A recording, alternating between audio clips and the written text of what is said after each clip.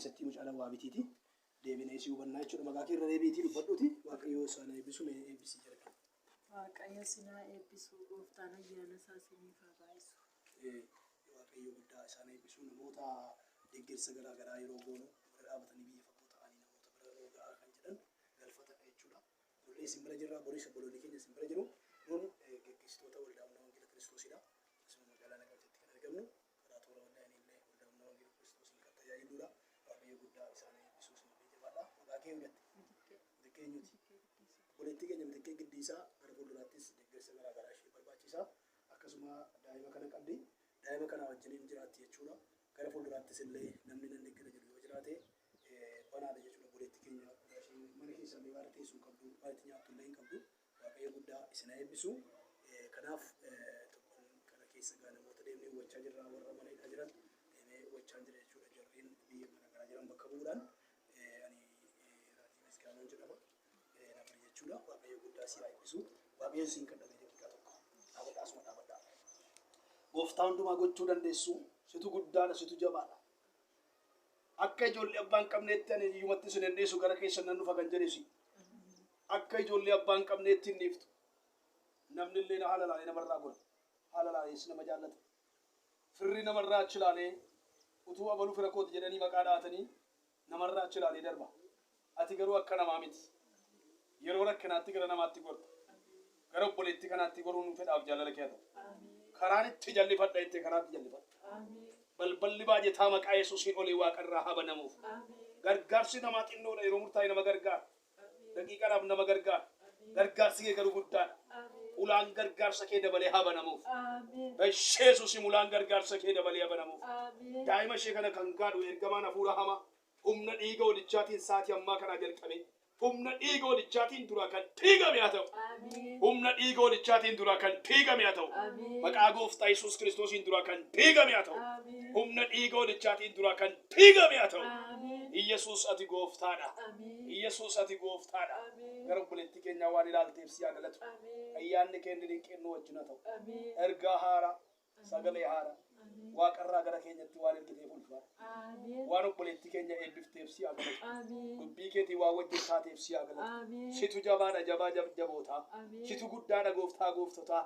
Waaqarratti nama kana waan eebbifteef si haa galatu. Ulfaadhu bara baraan. Yaadni keenya hamaadha. Qajeelaas miti. Si garuu yaada qajeelaa namaaf qabda.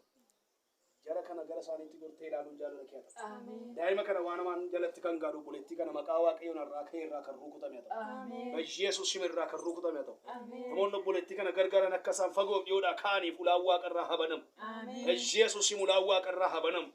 Warra gargaarsa garaa garaa fagoo ta'anii warra hiyyeeyyii kana biraa ga'aa jiran maqaa Yesuusiin ayyaanni kee biraa haa ga'u. Yesuusiin bira haa ga'u. Nuyi bira ga'uu hin dandeenyu bira nuu ga'aa nuun jedhani nuun immoo galfata kana fuune namoota kana bira geenya maqaa Yesuusiin ayyaana kee nuu dabali.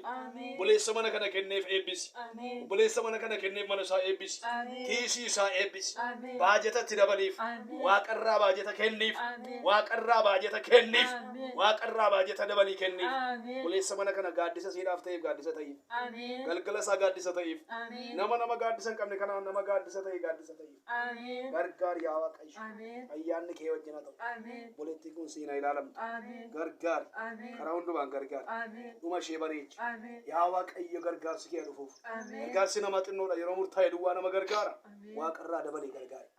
Maqaa gooftaa keenya Yesuusiin ameen. Yaa abbaa keenya waaqarra kan jiraattu maqaan kee qulqullaa'u mootummaan kee dhufu jaalalli kee waaqarratti akka ta'e akkasuma lafarratti haa ta'u. Nu gooftaa keenya irraa nuuf kenni. Yakkaa keenya nuunis nuunis warra akka eekoo deemu rooti nu gashi hawaan hoshee mootummaan keetiyoo humnis galannis bara baraan ameen. Ayyaanni waaqayyo tokkummaa nafa qulqulluu si wajjin ta'u jabaadhaa. Dhaggeeffattoota keenya waaqayyo guddaa isin eebbisu. Yaa waaqayyo nama gargaaru nuu kenni jennee kadhachaa turre waaqayyo nama gargaaru obboleettii keenya nu laatee jira. Guddaa waaqayyo isin eebbisu iddoo garaa garaatii isinii TV humna wangeela Kiristoos kan ilaaltan TV humna wangeela Kiristoos bakka jirtan hundumaatti isinii kadhata. TV humna wangeela Kiristoosiin fagoo ta'anii dhiyoo ta'anii daawwachaa kan jirtan ulaan waaqarraa isiniif haa banamu. Ani yeroo rakkisaa keessa taa'ee gadda keessa taa'etan waa'ee namoota rakkatanii yaadaa ture. Waaqayyo nama nuu kenne jedhee kadhachaan ture jechuudha. Waaqayyo nama gargaaru nuu laate horis waaqayyo gooftaan nuu kenna hin gargaarra. Waaqayyo ayyaana isaa isiniif haa dabalu.